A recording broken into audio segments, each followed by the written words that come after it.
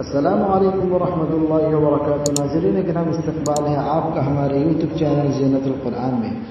ناظرین کرام، جیسا کہ آپ جانتے ہیں کہ حضرت مولانا کلیم صدیقی کو 14 دن کے لیے عدالتی تحویل جیل حراست میں گئے مولانا کلیم صدیقی صاحب۔ معروف اسلامی اسکالر اور مبلغ مولانا کلیم صدیقی کو 14 دن کے لیے عدالتی تحویل میں بھیج دیا گیا، جبکہ ان کے ساتھ گرفتار دیگر 4 افراد کو دیر گئے چھوڑ دیے جانے کی امید ہے۔ ایڈوکیٹ ابو بکر صباغ نے لکھنؤ سے بتایا کہ عدالت نے UPATS کے رویہ اور طریقہ کار پر سخت پھٹکار لگائی۔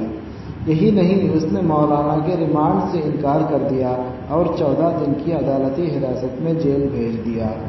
ذرائع کے مطابق مولانا کلیم صدیقی عمر گوتم کے قریبی ہیں، جنہیں غیر قانونی تبدیلی کے معاملے میں گرفتار کیا گیا تھا۔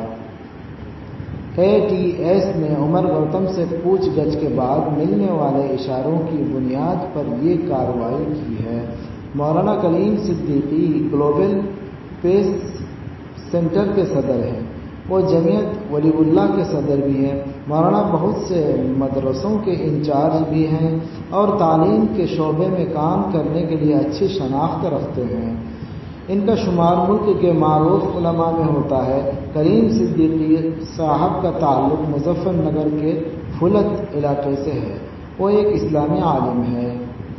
ATS ذرائع کے مطابق غیر قانونی تبدیلی مذہب کے لیے بیرونی ملک سے 3 کروڑ روپے کی فنڈنگ ہوئی۔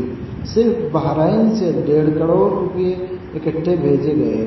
مولانا کلیم صدیقی نے حال ہی میں ممبئی میں RSS چیف موہن بھاگت سے ملاقات کی تھی۔ مولانا کلیم صدیقی کو 7 دسمبر کو ممبئی میں منعقد نشین فرسٹ نیشن سروے تقریب میں مدعو کیا گیا تھا۔ ناظرین کرام، اگر آپ کو یہ ویڈیو اچھی لگے تو ضرور ویڈیو کو شیئر کریں، لائک کریں اور اچھے کمنٹ سے نوازیں۔ اگر آپ ہمارے چینل میں نئے ہیں تو ضرور چینل کو سبسکرائب کریں۔